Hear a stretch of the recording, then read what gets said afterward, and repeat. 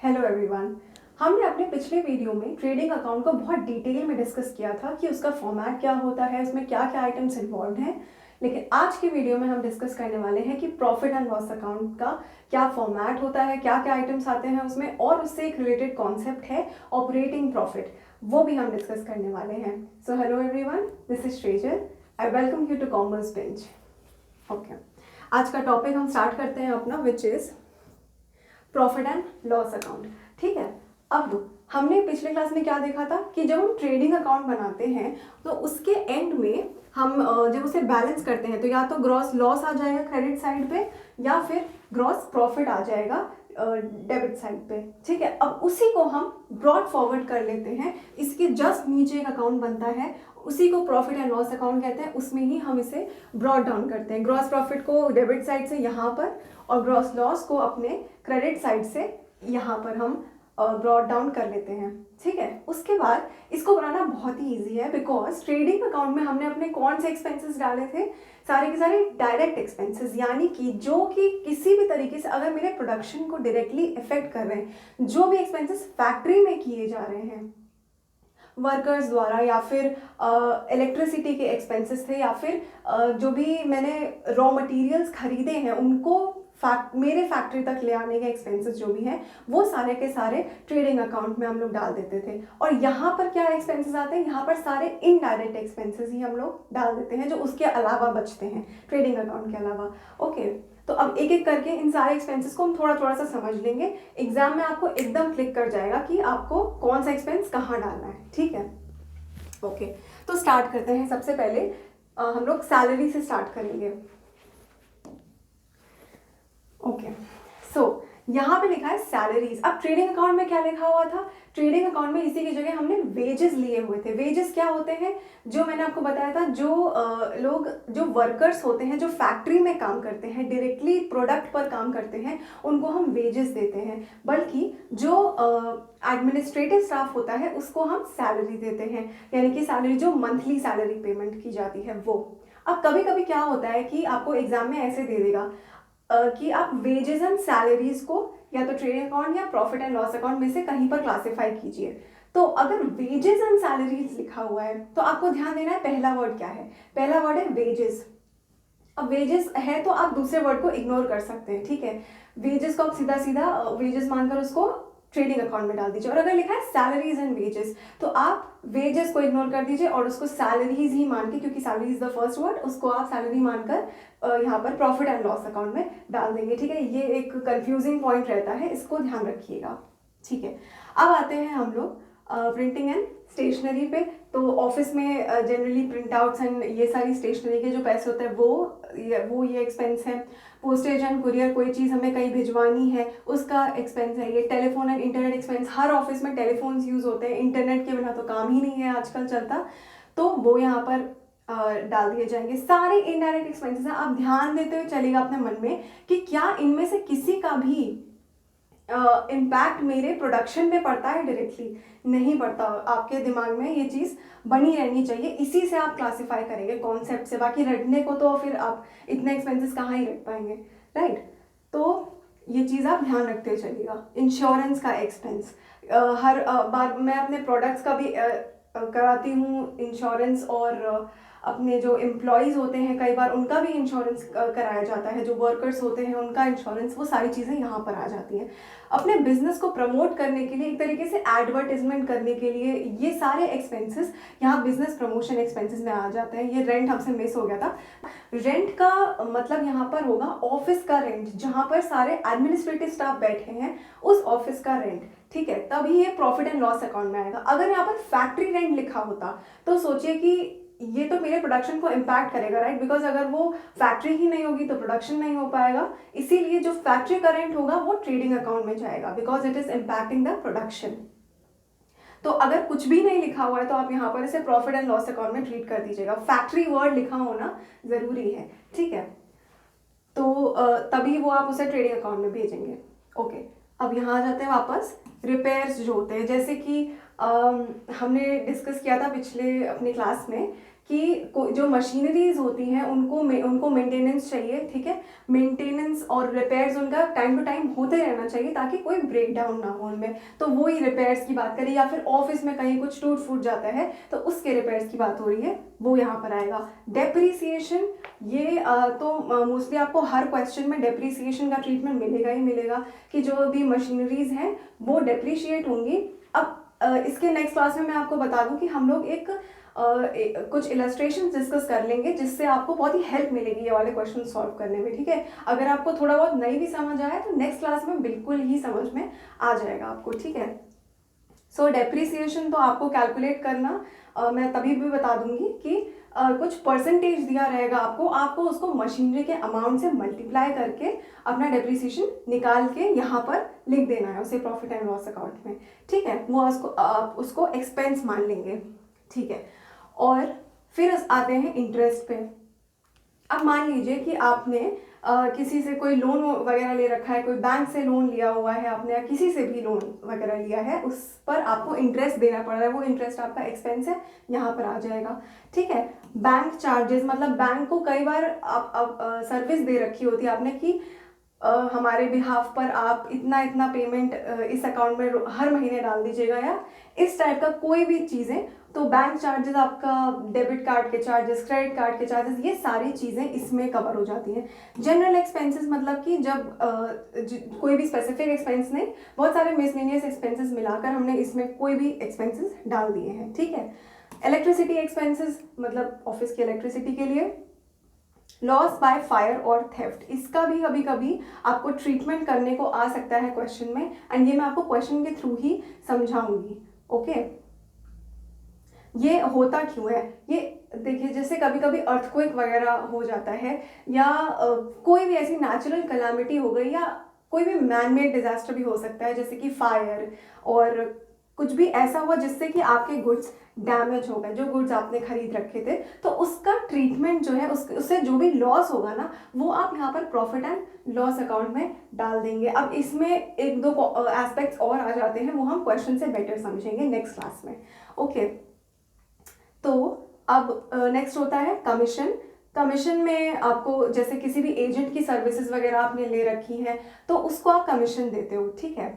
और एडवर्टाइजमेंट मैंने आपको एक्सप्लेन कर दिया, बिजनेस प्रमोशन टाइप का ही है, टीवी में एड्स या फिर न्यूज़पेपर में एड्स आपने दिए वो। फ्रेट आउटवर्ड्स, मतलब जैसे हमने फ्रेट इनवर्ड्स पढ़ा था ट्रेडिंग अकाउंट में, मतलब कि किसी भी सामान को, जैसे मैंने आपको एग्जांपल दिया था कि मैं पेन्स अगर बनाती हूँ, तो मैं जो प्लास्टिक मैंने खरीदा कहीं से और मैं अपनी फैक्ट्री तक वो प्लास्टिक लेकर आई, वो फ्रेट इनवर्ड्स होता है, वो मेरे प्रोडक्शन में बहुत इंपॉर्टेंट है। वो नहीं आएगा तो प्रोडक्शन नहीं होगा, इसीलिए उसे ट्रेडिंग अकाउंट में डाला था। मगर अब मेरे पेन्स बन चुके हैं, अब फ्रेट आउटवर्ड हो रहा है, यानी कि उस पेन को मैं बाहर सेल करने के लिए भेज रही हूँ, ठीक है। तो ये ट्रक वगैरह का जो रेंट हो गया, उसी को हम फ्रेट आउटवर्ड्स बोलते हैं, ट्रक का या फिर जिस भी चीज़ से आप उसे भेज रहे हैं, ठीक है, अपने कस्टमर के पास, ओके।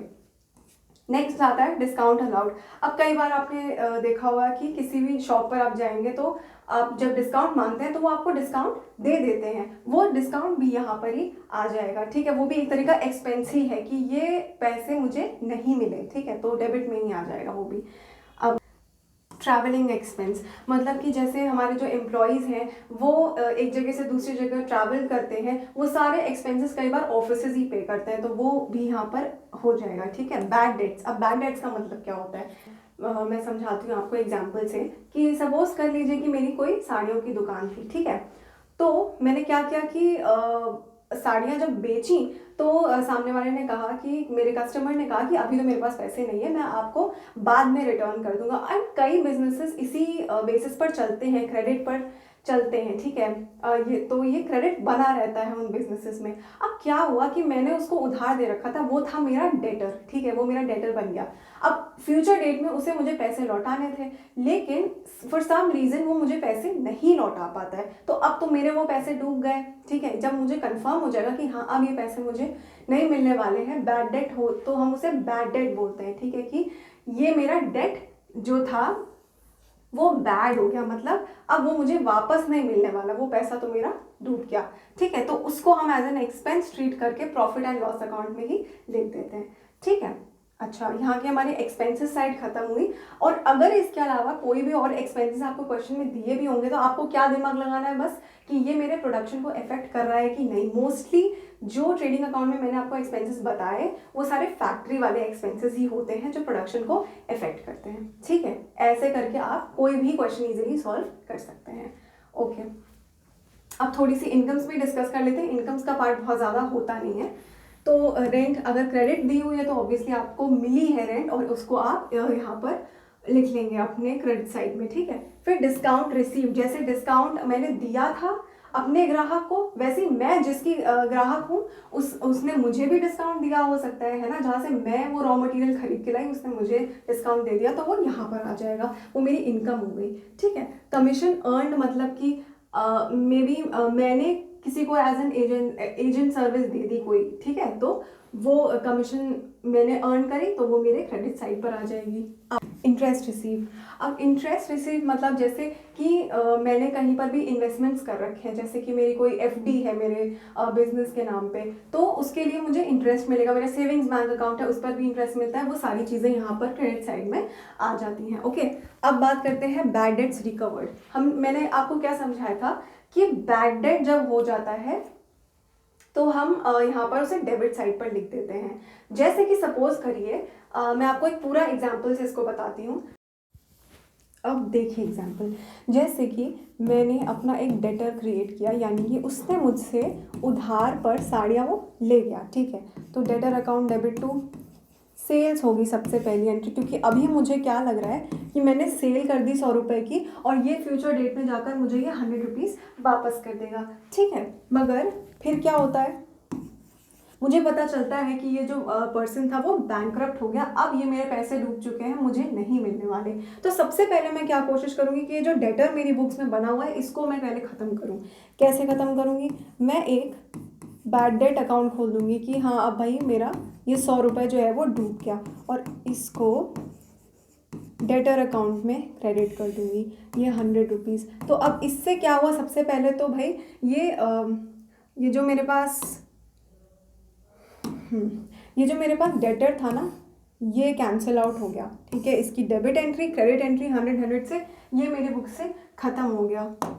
अब मेरा सेकंड स्टेप क्या होगा, थर्ड स्टेप क्या होगा सॉरी, कि अब ये मैंने बैड डेट का अकाउंट तो खोल दिया, लेकिन जब ईयर एंड होगा तो मुझे सारे के सारे एक्सपेंसेस जो भी होते हैं उन सबको क्लोज करना होता है। अब ये ट्रेडिंग अकाउंट में तो जाएगा नहीं, ठीक है, इसका कोई भी प्रोडक्शन पर डायरेक्ट इम्पैक्ट नहीं है, तो ये कहाँ जाएगा, प्रॉफिट एंड लॉस अकाउंट में। तो क्या होगा, प्रॉफिट एंड लॉस अकाउंट को हम डेबिट कर देंगे, क्योंकि ये एक एक्सपेंस है इसीलिए प्रॉफिट लॉस अकाउंट डेबिट हो रहा है, ठीक है, टू बैड डेट 100 रुपीज़, ठीक है।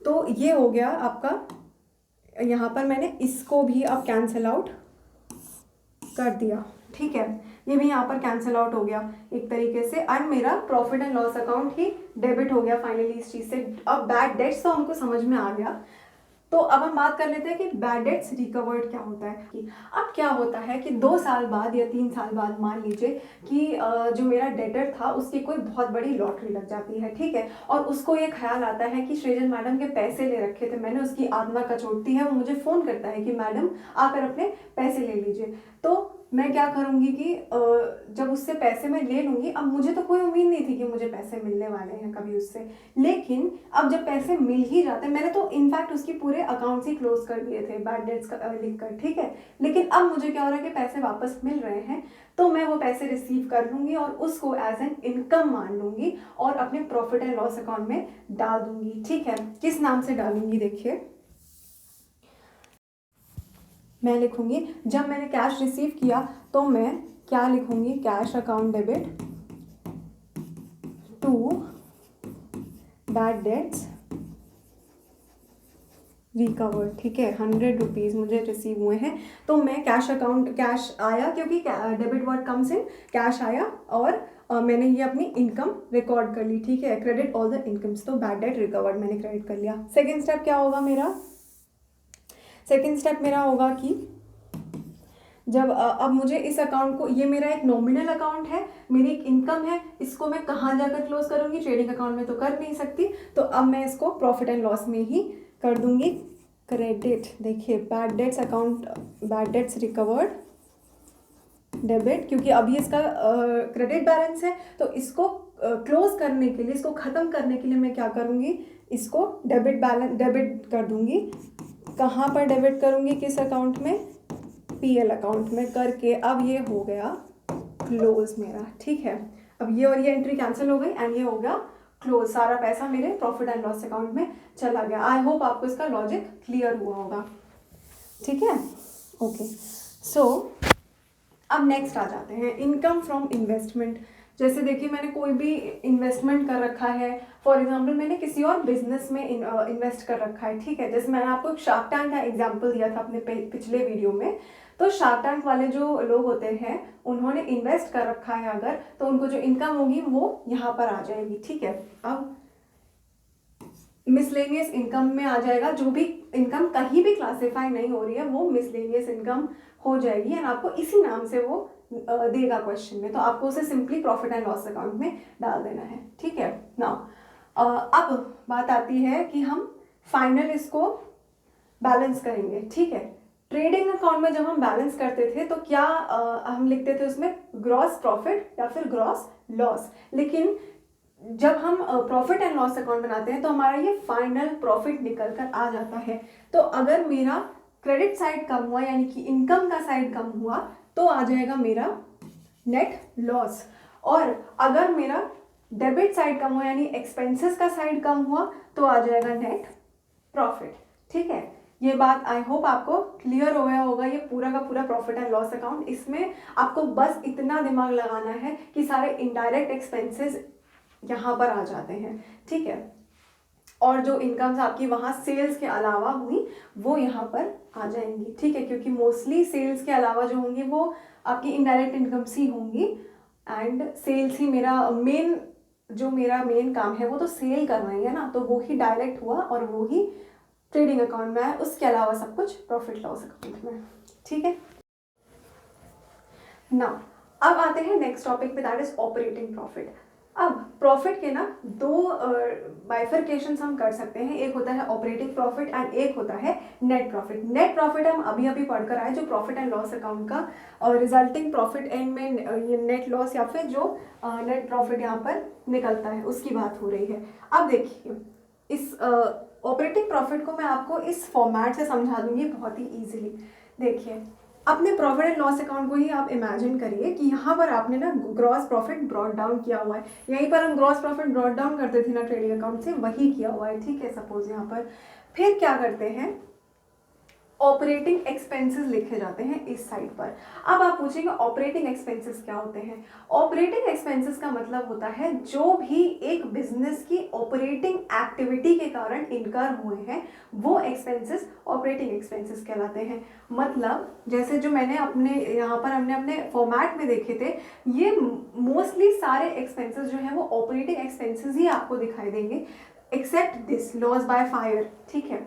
इसको छोड़कर ये सारे एक्सपेंसेस जो आप देख कर आए हैं अभी, वो सारे ऑपरेटिंग ही थे। अभी हम देखते हैं कि कैसे। अब मान लीजिए इन सब का सम करके ना आपने एक तरीके से एक एक करके ही भी लिख सकते हैं आप, वो सारे ऑपरेटिंग एक्सपेंसेस मैंने यहाँ पर लिख दिए, ठीक है, उसका सम आ गया ये।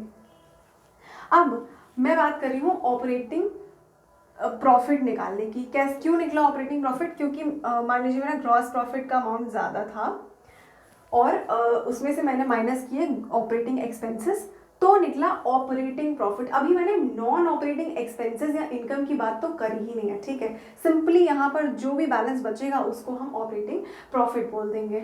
अच्छा अब देखिए अब क्या होता है, जब यहाँ पर प्रॉफिट निकला है तो ब्रॉट डाउन कहाँ होगा, ब्रॉट डाउन इस साइड पर होगा bye operating profit brought down करके, ठीक है। अब हम बात करते हैं अपने non operating expenses and non operating incomes की, ठीक है।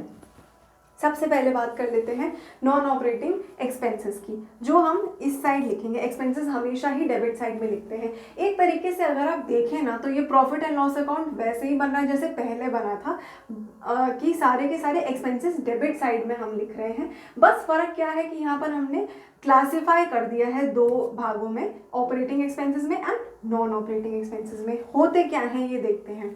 इंटरेस्ट ऑन लोन, तो हमने सपोज करें यहाँ पर कि मेरा एक रेस्टोरेंट बिजनेस है, ठीक है। अब मुझे कॉफ़ी मशीन परचेज करनी थी, जिसके लिए मेरे पास पैसे नहीं थे, तो मैं बैंक जाकर मैंने लोन ले लिया। अब मुझे ये बताइए कि मेरा मेन बिजनेस क्या है। यहाँ पर मेन बिजनेस है कॉफ़ी सेल करना, ठीक है, ना कि लोन की लेन देन। ये मेरा मेन बिजनेस नहीं है, मैं कोई बैंक थोड़ी हूँ, राइट। बैंक का मेन बिजनेस क्या होता है? लोन की लेन देन, ठीक है, लोन देना आगे लोगों को, कस्टमर्स को, एंड बाकी बैंक से, आरबीआई वगैरह से लोन लेना, ठीक है। अच्छा, और मेरा ये मेन बिजनेस नहीं है, मेरा काम है भाई कॉफ़ी सेल करना, ठीक है। तो अब मैंने लोन तो ले लिया था कॉफ़ी मशीन बाय करने के लिए। अब उससे जो इंटरेस्ट जनरेट हो रहा है, उसकी वजह से मुझे जो इंटरेस्ट देना पड़ रहा है, वो भी तो मेरा ऑपरेटिंग एक्सपेंस नहीं हुआ ना, इसी वजह से, because this is not my operating activity, ठीक है। ये समझ में आया होगा। अब बात करते हैं चैरिटी एंड डोनेशन की, ठीक है। इस नाम पर मेरे एक्सपेंसेस हो गए, मैंने कोई चैरिटी या डोनेशन करी, बट आप बताइए, मेरा मेन बिजनेस तो कॉफ़ी सेल करना है, ठीक है। उससे एक्स्ट्रा आए हुए पैसों को मैंने चैरिटी में दे दिया। That is not my operating activity, I do not operate for that, ठीक है, आई जस्ट गिव इट। तो ये भी क्या हो गया, हमारा नॉन ऑपरेटिंग एक्सपेंस हो जाता है। अच्छा, अब बात करते हैं loss on sale of fixed assets. अब सोचिए कि जैसे मेरी जो कॉफ़ी मशीन थी वो बहुत पुरानी हो जाती है और अब मैं उसे सेल करने जा रही हूँ। अब सोचिए फिर से, मेरा मेन बिजनेस है कॉफ़ी सेल करना, ना कि कॉफ़ी मशीन सेल करना, ठीक है। There is a difference. अगर मैं पेन बेचती हूँ तो मेरा काम है पेन बेचना, ना कि उस मशीन को ही बेचना जो मेरे लिए पेन बनाती है, ठीक है। तो जब मैं कॉफ़ी मशीन सेल करती हूँ ना, वो मेरी ऑपरेटिंग एक्टिविटी नहीं है, तो इसीलिए उससे जो लॉस जनरेट हुआ वो भी मेरा ऑपरेटिंग एक्सपेंस नहीं होगा, ठीक है। अब लॉस बाय फायर और थेफ्ट, ये जो लॉस हुआ है मुझे, ये जो मुझे एक्सपेंस बेयर करना पड़ा है, ये क्या मेरी किसी ऑपरेटिंग एक्टिविटी की वजह से हुआ? क्या नहीं, ये तो फायर की वजह से हुआ, जो कि एक नेचुरल इंसिडेंट की वजह से हो सकती है, अर्थक्वेक या फिर सुनामी वगैरह की वजह से मेरा सामान खराब हो गया, तो वो मेरी ऑपरेटिंग एक्टिविटी के कारण नहीं हुआ है, इसीलिए इसको भी हम नॉन ऑपरेटिंग एक्सपेंस मानते हैं, ठीक है। तो अब हमको ना नॉन ऑपरेटिंग एक्सपेंसेस भी समझ में आ गए, तो अब हम मूव करते हैं टुवर्ड्स नॉन ऑपरेटिंग इनकम्स, ठीक है। इनकम्स में देखिए क्या क्या चीज़ें हैं। इंटरेस्ट ऑन इन्वेस्टमेंट, सपोज करिए मेरे पास कुछ एक्स्ट्रा पैसे पड़े हुए थे बिजनेस में, तो मैंने उन्हें इन्वेस्ट कर दिया, एफडी वगैरह में या कहीं भी इन्वेस्ट कर दिया, उससे आ रहा है मुझे इंटरेस्ट। अब आप ये सोचिए, क्या मेरा मेन काम इन्वेस्टमेंट करना है? नहीं, मेरा काम तो कॉफ़ी सेल करना था, ठीक है। तो अब जो मैंने इन्वेस्टमेंट किया, that was for my extra money, ठीक है। मैं कोई फाइनेंशियल इंस्टीट्यूशन नहीं हूँ, तो इसीलिए अब इससे जो इनकम हुई वो भी मेरी नॉन ऑपरेटिंग इनकम हो गई। Similarly gain on fixed asset, gain on sale of fixed asset हुआ, मैंने जब मशीन सेल करी अपनी, तो मुझे उस पर लॉस के बजाय इस बार गेन हो गया, तो जब मैंने इसको नॉन ऑपरेटिंग एक्सपेंस माना था, तो ये भी नॉन ऑपरेटिंग इनकम हो गई मेरी। अच्छा, रेंट रिसीव्ड, सपोज करिए मेरी बहुत बड़ी कॉफ़ी शॉप थी, उसमें से मैंने कुछ अनयूज पोर्शन जो है किसी को रेंट पर दे दिया, तो अब इससे जो मेरे पैसे आए वो मेरे नॉन ऑपरेटिंग इनकम हुई। क्यों? क्योंकि मेरा काम मेरा काम क्या है, कॉफ़ी सेल करना, और ना कि जगहों को रेंट पर देना, ठीक है। वो मैंने दे दिया because it was an unused portion, तो इनकम तो हुई लेकिन नॉन ऑपरेटिंग है, it was not because of my operating activity. तो यहाँ पर मैंने अपने क्रेडिट साइड पर ये सारी इनकम्स भी नोट कर ली, एक्सपेंसेस को मैंने डेबिट साइड पर नोट कर लिया, ठीक है। और ऑपरेटिंग प्रॉफिट को मैंने यहाँ पर ब्रॉड डाउन ऊपर से कर ही लिया था।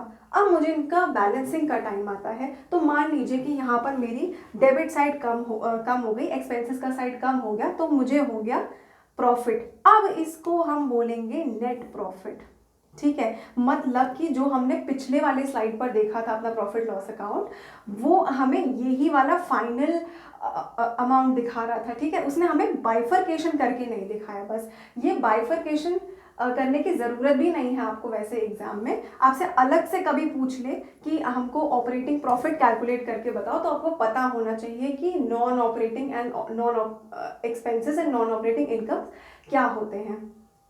ठीक है, तो अब एक बार फाइनल डिस्कशन कर लेते हैं कि अगर सपोज आपसे पूछ लिया ऑपरेटिंग प्रॉफिट कैलकुलेट करके बताओ, तो ऑपरेटिंग प्रॉफिट कैलकुलेट करने के लिए क्या करोगे आप, ग्रॉस प्रॉफिट में से माइनस कर दोगे ऑपरेटिंग एक्सपेंसेस को, ये आ गया आपका ऑपरेटिंग प्रॉफिट। ठीक है, या फिर आपसे पूछ लिया कि नेट प्रॉफिट कैलकुलेट करके बताओ, तो आपके पास मान लीजिए ग्रॉस प्रॉफिट है तो ग्रॉस प्रॉफिट लिख लोगे, फिर आपके पास है ऑपरेटिंग एक्सपेंसेस हो जाएंगे माइनस, आपके पास है नॉन ऑपरेटिंग एक्सपेंसेस, वो भी अल्टीमेटली तो एक्सपेंसेस ही है ना, नॉन ऑपरेटिंग एक्सपेंसेस वो भी माइनस कर दिए। ठीक है, और फिर ऐड कर दिया नॉन ऑपरेटिंग इनकम्स। ठीक है, बस सिंपली ये आंसर आपका आ जाएगा नेट प्रॉफिट, क्योंकि ये आपका वही पीएल वाला पूरे सारे के सारे एक्सपेंसेस कवर हो गए और ये आपकी इनकम्स कवर हो गई। बस ग्रॉस प्रॉफिट में से सारी इनकम ऐड करो, सारे एक्सपेंसेस माइनस करो और आपका नेट प्रॉफिट आ जाएगा। ठीक है, बस कुछ नहीं करना है, आपको ये फॉर्मेट ध्यान में रखना है, आप सारे क्वेश्चंस इजीली सॉल्व कर लोगे, चाहे किसी भी परम्यूटेशन कॉम्बिनेशन से क्वेश्चन बन जाए। ओके, ठीक है, तो अब एक बार फाइनली देख लेते हैं कि हमारा क्या चीज़ बचा। हमने सब डिस्कस कर लिया है, operating expenses, incomes, non operating expenses and incomes. अब बस एक फाइनल पॉइंट डिस्कस कर लेते हैं आज कि आखिर ये ऑपरेटिंग प्रॉफिट निकालने की ज़रूरत क्या होती है। भाई देखिए, किसी भी बिजनेस में अगर आप नेट प्रॉफिट को देखते हैं ना, तो वो आपको आधा ही सच बताता है।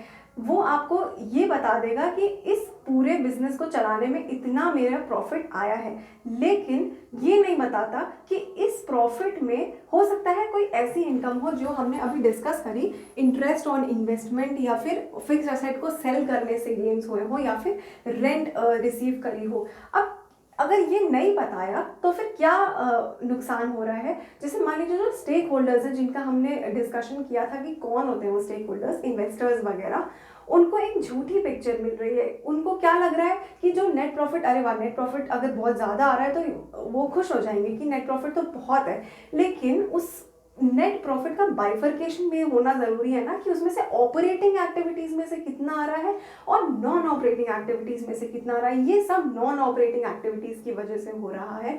तो अगर मेरा mostly income non operating activities की वजह से हो रहा है, तो ये तो बिजनेस में कुछ गड़बड़ हुई ना, फिर मतलब मैं अपने बिजनेस को अच्छी तरीके से नहीं कर रही हूँ। एग्जाम्पल ले लेते हैं कि मुकेश अंबानी सर ने अपने मैनेजर्स को 4 जियो के टावर्स लगाने के पैसे दिए थे। ठीक है, अब उन्होंने क्या किया, एक ही टावर लगाया और बाकी सारे के सारे पैसे इन्वेस्ट कर दिए। 3 टावर्स के जो पैसे थे वो कहीं और जाकर इन्वेस्ट कर दिए, वो टावर्स नहीं लगाए।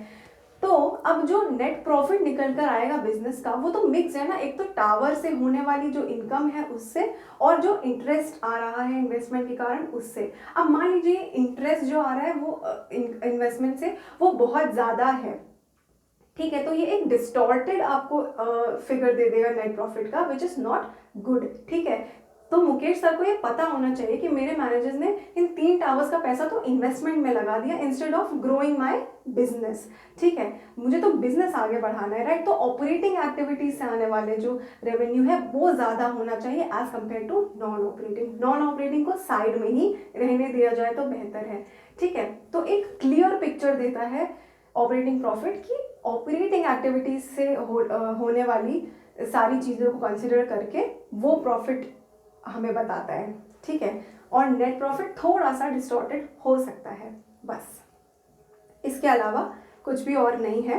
एंड हमारा प्रॉफिट एंड लॉस का पूरा डिस्कशन कंप्लीट हो चुका है। अब हम नेक्स्ट वीडियो में एक अच्छा सा इलस्ट्रेशन कर लेंगे जिससे आपको सारी की सारी चीज़ें बिल्कुल क्लियर हो जाएंगी। Okay, so thank you for listening and please like, subscribe and share my channel. Thank you so much.